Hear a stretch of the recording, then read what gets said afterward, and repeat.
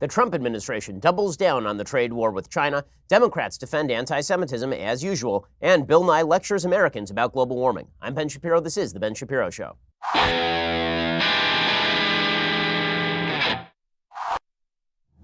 Alrighty, a lot to get to today, a lot in the news. We'll get to all of it in just a second. First, vitamins, supplements, these things can be confusing. Persona, they take the guesswork out of it. One of our employees here at the Daily Wire, Jared, he takes Persona vitamins in the morning and in the evening. He filled out the online assessment. He indicated he wanted the vegetarian formula. Some of the personalized supplements in his order include green tea extract for energy support and digestive enzymes as part of the Happy Gut formula. The packaging it comes in is sleek, simple, innovative. There are separate packs for every morning and every evening, so you know exactly what you need to take each and every day. So here's how you get started. You take a 3 to 5 minute assessment and find out exactly what you need. You get recommendations based on your goals, lifestyle, allergies, special diets, prescription meds. Convenient vitamin packets are then delivered to your door every month. Persona checks for over 850 medications against their database of supplements, and they recommend that is to ensure that there are no negative interactions. Persona offers over 90 different supplements which create 5 trillion possible combinations. They personalize your recommendation specifically for you. Again, someone on my team, Jared, he uses Persona. He loves it. I've looked at all of the specs on the website. It's really easy. You're going to love it as well. Right now, whether you want to sleep better, have more energy, or simply stay as young as you can, my listeners can go to personanutrition.com/Shapiro. That's PERSONA nutrition.com/Shapiro. Get 50% off your order today. It's 5 minutes that can change your health. Personanutrition.com/Shapiro. Get 50% off your order today. Alrighty, so the big story of the day, and really the big story of the last several months, is the fact that the United States is effectively in a trade war with China. I know, this is boring stuff. I know people don't want to talk about trade policy. They don't really want to talk about the economy when the economy seems to be booming. But the fact is that if there is one factor that is going to impact the 2020 election that nobody is talking about, it is the possibility of a trade war with China. Now, as I've said, there are 2 ways of viewing this trade war with China. Way number 1, President Trump is playing chicken with the Chinese. He is trying to emphasize over and over and over that tariffs are wonderful, tariffs are fine, because he's trying to get China to crumble. He's trying to put a brick on the accelerator in this game of chicken and demonstrate that he has pre-committed to doing whatever he has to do to get them to cave.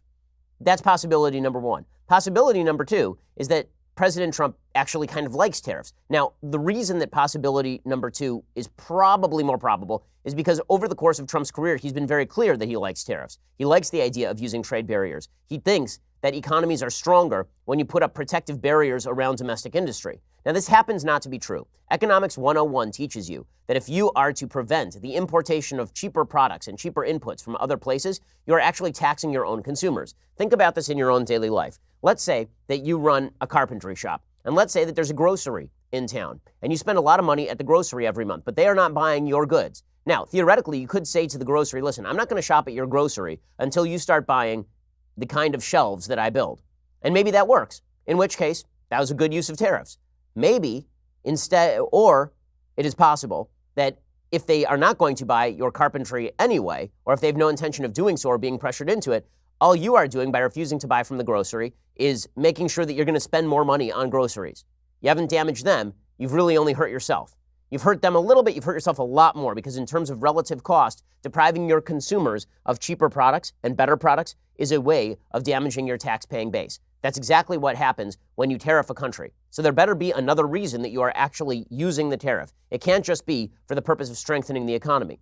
Now, the problem that I have with President Trump's talk about tariffs is that it fails to acknowledge the reality. The reality is that every tariff must be a game of chicken, or it is just damaging to domestic industry. If you're just tariffing other countries, all you are doing is forcing your taxpayers to pay higher prices for products that are imported or for competitive goods produced in the United States that no longer have to lower their price to compete with those foreign imports. So, for example, President Trump, he says, listen, we're in a very good position. Everything is fine. Everything's going to be fine. Tariffs are great. The bottom line is we are taking in tremendous amounts of money. It already started as of last Friday, but it really started 7 months before that. It's in the form of tariffs or taxes, and it had a tremendous impact. If you looked at the first quarter, which is always historically the worst quarter, we were at 3.2%. People were very surprised. Well, a lot of that was the tariffs that we were taking in from China. So we're in a very good position. and I think it's only going to get better. Okay, the idea that we are making money hand over fist thanks to tariffs is simply not true. The tax is actually not on Chinese producers. The tax is on American consumers. President Trump has been tweeting out consistently about this and inaccurately about this. He tweeted out, in 1 year, tariffs have rebuilt our steel industry. It is booming. We placed a 25% tariff on dumped steel from China and other countries, and we now have a big and growing industry. We had to save steel for our defense and auto industries, both of which are coming back strong. So first of all, steel tariffs actually harm the auto industry because the auto industry prefers to have cheaper steel rather than more expensive steel. As for the idea that we have to have steel capacity for our defense, we do have steel capacity. We had steel capacity before the tariffs, and it was plenty for our defense. Finally, as far as the notion that the tariffs placed on the steel industry of China have somehow benefited American domestic producers in steel, there's not a lot of evidence to support that. According to the New York Times, as of January, in the 10 months since the Trump administration imposed 25% steel tariffs on steel imports, prices in the United States have fallen back to levels last seen before the tariffs were announced on March 1st. Hiring in the steel sector remains stagnant, in part because new mills have become reliant on automation. Even with the opening and restarting of several mills last year, direct steel industry employment was 146,000 people as of November, 4% lower than it was 4 years ago, according to the American Iron and Steel Institute. Industry analysts estimate that steel companies made 50 announcements of plans for new mills and investments last year, and that 36 plants were built or restarted. But investors are increasingly wary of the industry's long-term strength because stock prices are in fact dropping. They dropped by as much as 47% in 2018 amid fears of slowing global economic growth. It doesn't matter if you're protecting a domestic industry if there's nobody who has the money to buy your stuff.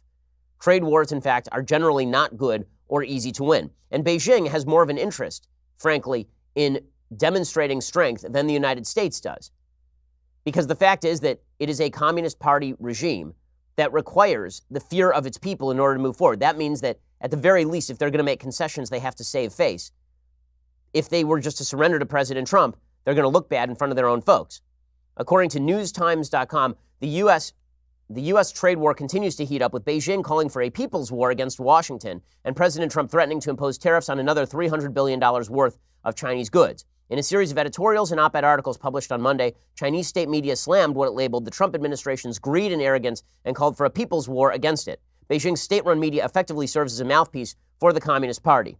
The important thing is that in a U.S.-China trade war, the U.S. sides with greed and arrogance, and morale will break at any point. The Chinese side is fighting back to protect its legitimate interests, according to the nationalistic Global Times tabloid, which is effectively a government newspaper over there. The trade war in the U.S. is the creation of one person and one administration, but it affects that country's entire population. In China, the entire country and all its people are being threatened. For us, this is a real people's war. Now, maybe the idea is that this war is worthwhile, and that there will be domestic costs, but we should understand that China is, in fact, an international threat. That's an argument I am very warm to. That's an argument that I sort of agree with. And that is also an argument that is being made by Senator Tom Cotton of Arkansas, who's at least being honest with the American people about what's going on. Tariffs are not good for the American economy. They are not good for American domestic producers. This is particularly true in the farming industry. American farmers are feeling it right on the chin because our chief export to China is indeed farming stuffs, soybeans, corn. I mean, that's the sort of stuff. So Senator Cotton at least makes a solid case. His case is, listen, we're going to feel some temporary pain, but that temporary pain is in service of a long-term goal. That's being honest. I prefer honesty from my politicians. Here's Senator Cotton. So these tariffs are going to end up hurting both Chinese and some Americans, I'll grant you that. I think they'll ultimately hurt the Chinese more than they will Americans, in part because Chinese companies and their government have been cheating the United States for so long. There will be some sacrifice on the part of Americans, I grant you that. But I also would say that sacrifice is pretty minimal compared to the sacrifices that our soldiers make overseas, that our fallen heroes who are laid to rest in Arlington make. Okay, well, obviously that is true. I think that if you are going to talk about China and tariffing them, you need to talk about the threat that China actually presents on a global scale. That's something that Trump has not yet sold to the American people. So if there is an economic downturn due to the tariffs, Trump is going to feel it on the chin politically. He's endangering his own presidency without making a very solid case for why these tariffs are necessary. And if they are necessary, then just make the case. Trump continues to promote the idea that tariffs are good. He says China buys much less from us than we buy from them, by almost $500 billion. So we are in a fantastic position. Make your product at home in the USA and there is no tariff. You can also buy from a non-tariffed country instead of China. Many companies are leaving China, so they will be more competitive for U.S. buyers. We are now a much bigger economy than China and have substantially increased in size since the great 2016 election. We are the piggy bank everyone wants to raid and take advantage of. No more. Well, again, tariffs are a way of raiding the piggy bank on behalf of certain protected industries in the United States, unless you are making the case that we are, in effect, in a de facto foreign conflict with China, in which case sacrifices must be made. But you got to make that case. Trump says we can make a deal with China tomorrow before their companies start leaving, so as not to lose USA business. But the last time we were close, they wanted to renegotiate the deal. No way. We are in a much better position now than any deal we could have made. We'll be taking in billions of dollars and moving jobs back to USA where they belong. Other countries are already negotiating with us because they don't want this to happen to them. They must be part of USA action. This should have been done by our leaders many years ago. Enjoy. Now, it is worthwhile pointing out here that if you actually want to create a trade cordon around China, there was something that was called the Trans-Pacific Partnership. There were flaws in it as negotiated by the Obama administration, but simply ducking out of the Trans-Pacific Partnership, which was a trade bloc designed to foil China. There's a bunch of countries near China, but not including China. Dumping that actually gave China a regional advantage in making one-on-one deals with countries that surround it. Trump says, when the time is right, we will make a deal with China. My respect and friendship with President Xi is unlimited, but as I have told him many times before, this must be a great deal for the United States or it just doesn't make any sense. We have to be allowed to make up some of the tremendous ground we have lost to China on trade since the ridiculous one-sided formation of the WTO. It will all happen and much faster than people think. And then he gets to what is, I think, his most ridiculous contention.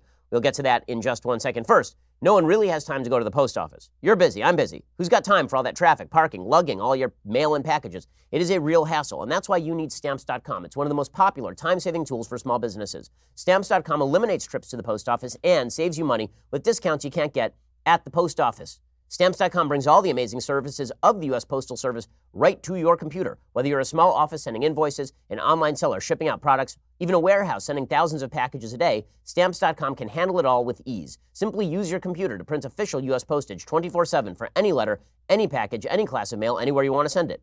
Once your mail is ready, just hand it to your mail carrier or drop it in the mailbox. It is indeed that simple. With Stamps.com, you get 5 cents off every first-class stamp and up to 40% off priority mail. Not to mention, it's a fraction of the cost of those expensive postage meters, so Stamps.com is a no-brainer. It saves you time, it saves you money. There's a reason I use it personally. There's a reason we use it here at the Daily Wire offices, because we like to be smart and efficient. It's no wonder over 700,000 small businesses already use Stamps.com. Right now, my listeners get a special offer that includes a 4-week trial plus free postage and digital scale without any long-term commitment. Just go to Stamps.com, click on the microphone at the top of the homepage, type in Shapiro. That is Stamps.com, enter Shapiro. Go check it out right now. Stamps.com, enter code Shapiro. Alrighty, so President Trump's most ridiculous statement about this trade war. Again, a case can be made for the trade war, but you first have to explain why we are effectively at war with China, and then why the American people must make sacrifices.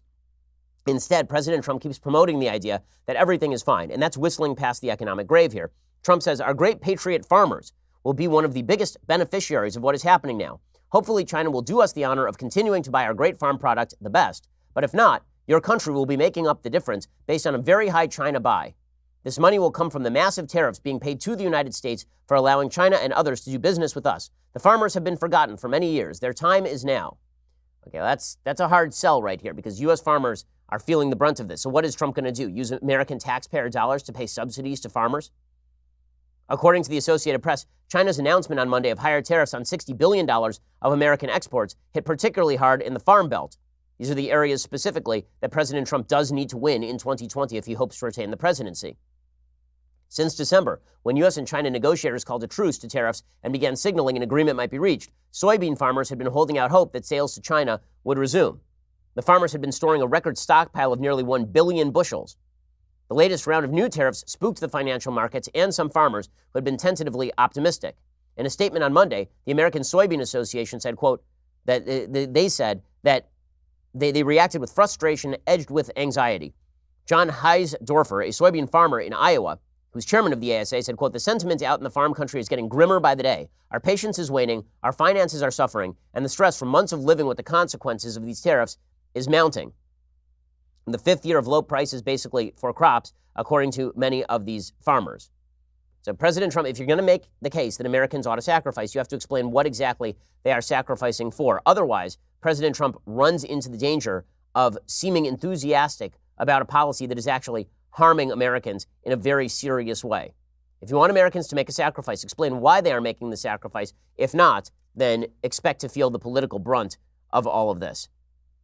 Okay, with all of that said, the Democratic Party continues to push forward with its own radicalism. Their latest evidence of radicalism is the defense of Rashida Tlaib. So the Democratic Party is quickly becoming the Jeremy Corbyn party in Great Britain. They're quickly becoming the Labour Party. They are willing to defend anything so long as it is said by an intersectional woke personality.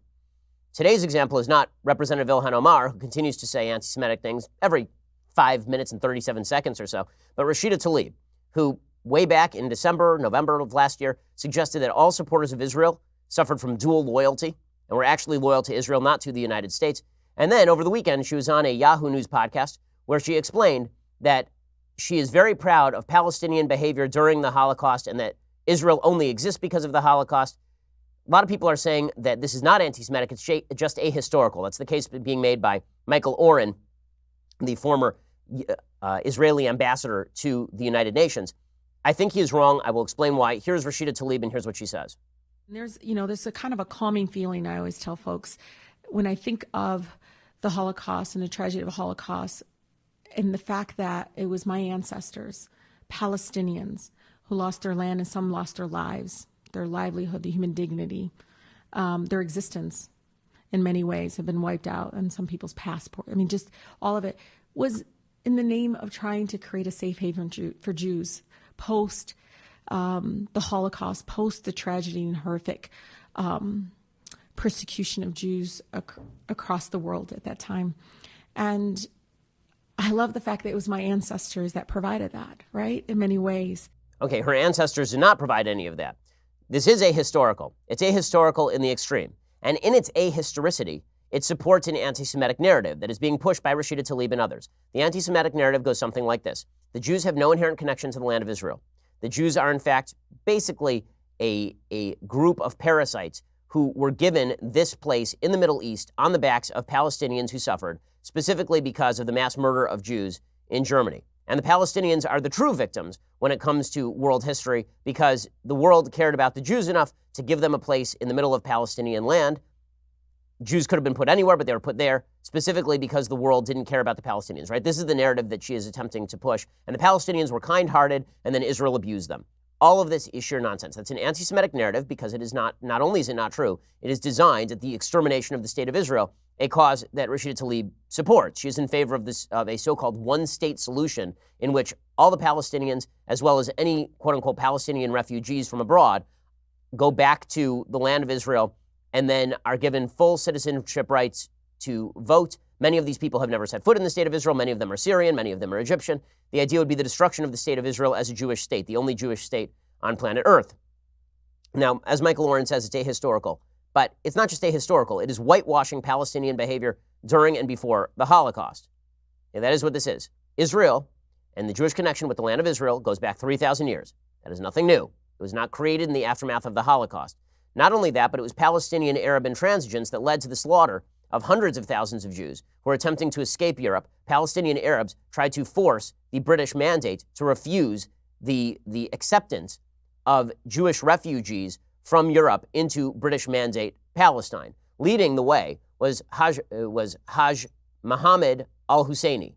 Okay, this would be the Grand Mufti of Jerusalem. The Grand Mufti of Jerusalem was a Nazi ally. In the middle of the Holocaust, a letter was written by Heinrich Himmler, the SS commander who was responsible for the implementation of the Holocaust. And he wrote him this letter: to the Grand Mufti, Amin al-Husseini. The National Socialist movement of the Greater German Reich has since its inception upheld the fight against world Jewry. It is for this reason that it closely follows the struggle of the freedom-seeking Arabs, and particularly in Palestine, against the Jewish invaders. The common recognition of the enemy and the joint struggle against it is what creates the firm foundation between Germany and freedom-seeking Muslims around the world. In this spirit, I am pleased to convey to you, on the anniversary of the execrable Balfour Declaration, which is a recognition that there was a state of Israel in the works since 1917 legally, warm wishes for your continued struggle until the great victory, Reichsfuhrer SS Heinrich Himmler. That's Hajj Amin al-Husseini. Hajj Amin al-Husseini visited Germany. He sat down with Hitler. If you're watching the video, you can actually see pictures of him sitting with Hitler, standing and saluting all the German troops, giving the Heil Hitler hand salute. This was the leader of the Palestinian population in the middle of World War II and long before World War II. Because in April 1920, as is written by Edie Cohen over at thetower.org, in April 1920, the victorious Allied powers convened in San Remo, Italy, to negotiate a peace treaty with Turkey.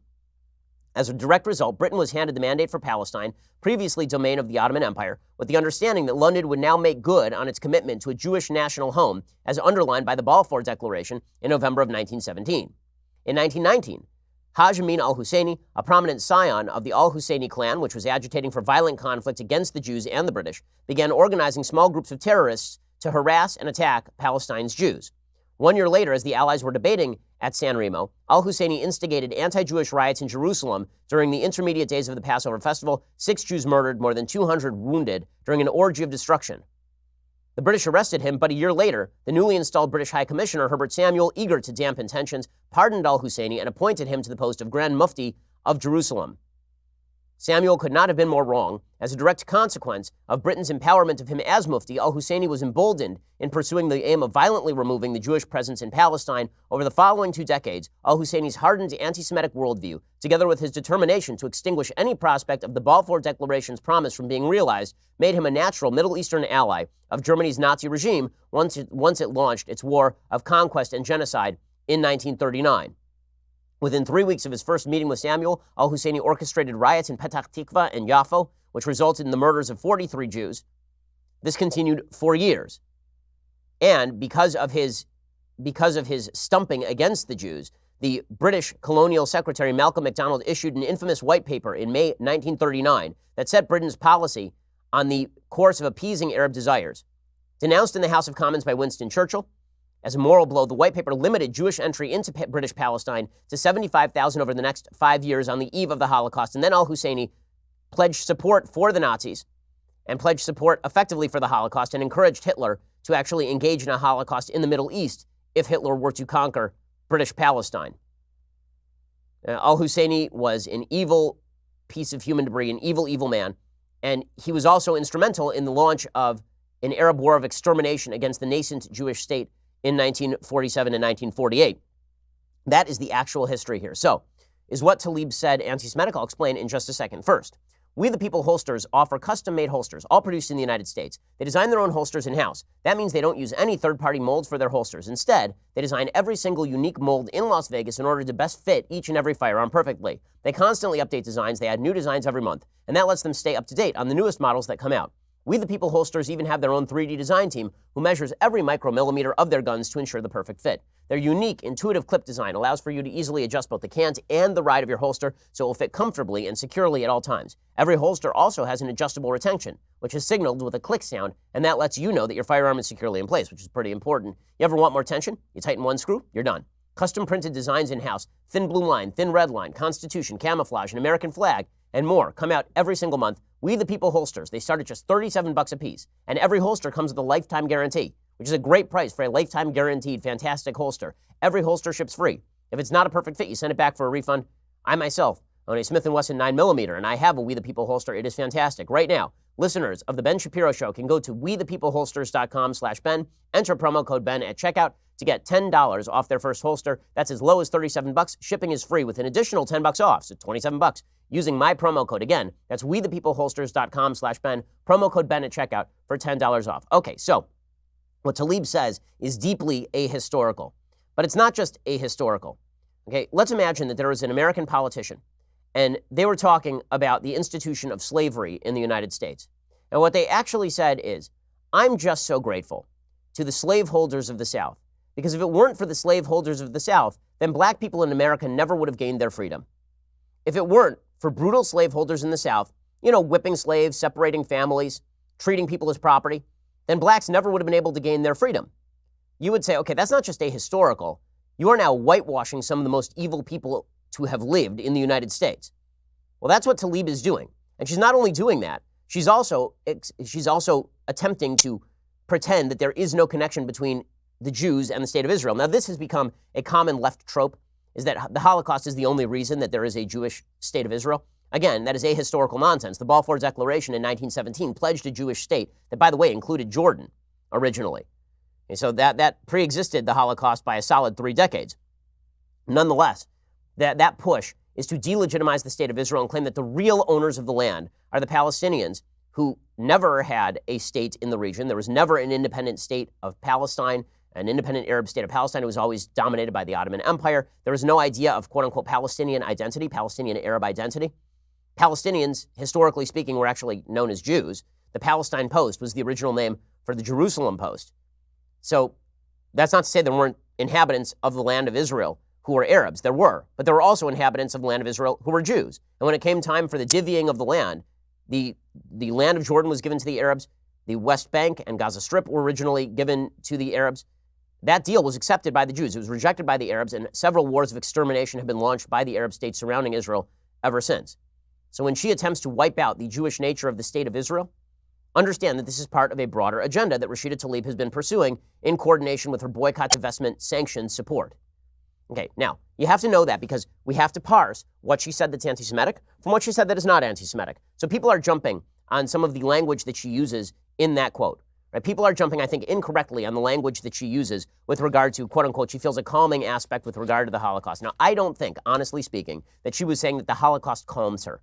And I don't think that's what she is saying there. I think it's pretty obvious from her verbiage that what she is actually saying is that she feels a calming notion about how Palestinians have been treated when she creates this fictional history in her head in which Palestinian Arabs were wonderfully welcoming to Jews and didn't seek to exterminate them as soon as the Jewish state of Israel was created, and frankly, before. Right? So her false sense of history allows her to believe that she and her ancestors were the good guys in this particular narrative, and that's calming to her. I don't think that she's saying that the Holocaust is calming, but the narrative is itself supportive of an anti-Semitic narrative, and she knows that. She knows that. So this led President Trump to tweet about it, and he tweeted, quote, Democrat Representative Tlaib is being slammed for her horrible and highly insensitive statement on the Holocaust. She obviously has tremendous hatred of Israel and the Jewish people. Can you imagine what would happen if I ever said what she said and says? This is eminently correct. What President Trump says is totally correct here. Okay, and then Liz Cheney tweets, House Republican, surely now Speaker Pelosi and Leader Hoyer will finally take action against the vile anti-Semitism in their ranks. This must cross the line even for them. Rashida Tlaib says thinking of the Holocaust provides her a calming feeling. Okay, now this is less accurate. So President Trump's tweet is more accurate. Liz Cheney's tweet is taking Tlaib out of context. That doesn't change the fact that what Tlaib said is anti-Semitic, but that is pointing out anti-Semitism where it doesn't exist in the quote and ignoring anti-Semitism where it does exist in the quote. But overall, is Rashida Tlaib an anti-Semite? Of course she's an anti-Semite. She's not been hiding this. She, very early on in her tenure, she posted a picture from her office of a Post-it note on a map that pointed to the entire land of Israel and said Palestine. She invited people who are for the complete destruction of the state of Israel to her inauguration, to her swearing in. There's a bunch of articles online about all of her immediate friends and what they have to say about the state of Israel. This is certainly somebody who is extraordinarily comfortable in the context of anti-Semitism. And you can see how comfortable she is. Tamika Mallory defended Rashida Tlaib. Tamika Mallory is herself an anti-Semite who meets with Louis Farrakhan, who defends Louis Farrakhan. She says, leave Rashida Tlaib alone. She fights hard every day. She's full of passion and a commitment to the most marginalized people, the kind of leader we need. And then Rashida Tlaib tweets back the fist emoji, we can't allow the GOP to silence us. Nobody's trying to silence Rashida Tlaib. She can say whatever she wants. I think she should say whatever she wants. I think the Democratic Party should be exposed for the pandering fools they are when it comes to this particular issue. But the fact that she's retweeting an open anti-Semite like Tamika Mallory kind of says what you need to say. And then, of course, you have Ilhan Omar coming out and defending. She tweets out, you praised people at a neo-Nazi rally. This is what she says about President Trump. We don't have to imagine. Okay, so even that cuts against her point. So President Trump did not, in fact, praise neo-Nazis and white supremacists. He did not. Okay, he actually denounced them at that famous Charlottesville press conference. My criticism of President Trump on Charlottesville is that he was not clear in his original statement. And then in his follow-up statement, he himself created a historical fiction where there were these wonderful people who were marching with the white supremacists at Charlottesville. But he did not, in fact, praise neo-Nazis. But Ilhan Omar's statement, even if we take it at face value, does not prove her point. Right? Trump is saying, imagine what would happen if I said something similar. And she says, we don't have to imagine. You did say something similar. Right, there was blanket media coverage, and for 3 years, all we have heard is that President Trump is basically a neo-Nazi supporter. And yet Ilhan Omar is making the case that if Rashida Tlaib says the same thing, we should not treat her similarly. And then Ilhan Omar goes exactly where she always goes. This is Islamophobia. So if you quote Rashida Tlaib accurately, and you accurately characterize her statements, then this is a form of Islamophobia. She says, this is another transparent attempt to sow division between minority communities and distract from your own criminal behavior by smearing a Muslim woman. Okay, again, if we are talking about sowing division between minority communities, namely Muslims and Jews, which I assume she's talking about here, the person sowing divisions would be anti-Semites like Ilhan Omar and people like Rashida Tlaib and the Democratic leadership. So Nancy Pelosi comes out in defense of all of this. So does Steny Hoyer. Both of them suggest that President Trump ought to apologize to Rashida Tlaib, which is an insane contention. Steny Hoyer defended Tlaib also. Basically, they are picking on the Republicans who went too far by focusing on the calming aspect of the quote from Rashida Tlaib, and they are ignoring the fact that Rashida Tlaib actually did say something that is so ahistorical as to amount to part of an anti-Semitic narrative, which is accurate. Speaker Pelosi said Republicans' desperate attempts to smear Representative Rashida and misrepresent her comments are outrageous. President Trump should apologize to Representative Tlaib. So it's pretty obvious that the Democrats have decided to completely fall for the ruse here. They're now in for a penny and they're in for a pound. That means that no matter what Tlaib says, no matter what Omar says, I mean, they bought a ticket and they're going to take the ride. And they ought to take the ride because they are backing anti-Semites, open anti-Semites at this point. Now, if American Jews choose not to see that, that says more about their commitment to Judaism than it does about the health of the Democratic Party. If you are a member of a party that is consistently rooting for and covering for people who call for the extermination of the largest group identity that is possible inside your group, right? The state of Israel is the Jewish state. It is the greatest collective of Jews on planet Earth right now. If you are okay with that, then that says more about you than it does about the Democratic Party. So don't quote to me, oh, well, many Jews are going to continue to vote for the Democratic Party. I don't care. That doesn't change the principle at stake. That's an absurd defense. The Democratic Party has chosen where it stands on all of this. So have the media, by the way. In a second, I'm going to show you Seth Meyers, who demonstrates just what a pathetic hack he is. We'll get to that in just 1 second. First, go over to dailywire.com for $9.99 a month. You can get a subscription to dailywire.com. When you do, you get the rest of this show live. You get 2 additional hours of the show every afternoon. We are working our fingers to the bone for you. And so you should go check us out over there. Also, you can get our Sunday specials on Saturday. We have a great Sunday special coming up this week. I can't announce who the guest is. Suffice it to say, it's pretty awesome. You can check that out. You get a day early. You get extra questions behind the paywall. You get to ask me questions during the mailbag segments. All sorts of goodies. Plus, in July, we're bringing all sorts of new goodies. I can't even tell you about those, lest my business partner get angry at me. But you should go check that out as well. $9.99 a month. Or $99 a year, you get this. The Leftist Tears hot or cold tumbler. You can see it. You can cast your visage upon it. You can enjoy it. Go check it out right now. So do all of those things. Also subscribe at YouTube and iTunes. Give us a listen. Give us a review. We always appreciate it. We're the largest, fastest growing conservative podcast and radio show in the nation.